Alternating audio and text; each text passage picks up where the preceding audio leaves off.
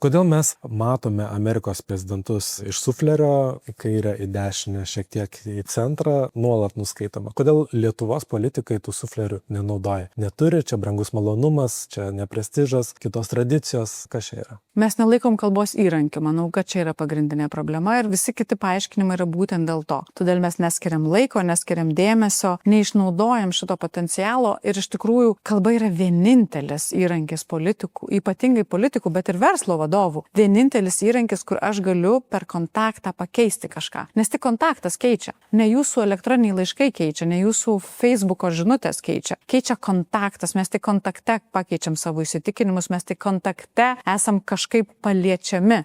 Nes jeigu mūsų nepaliečia, mes nesikeičiam. Smegenys nenori nieko keisti. Nėra suvokiama vertė, nėra suvokiamas potencialas ir todėl nėra investuojama nei laiko, nei pagalbos.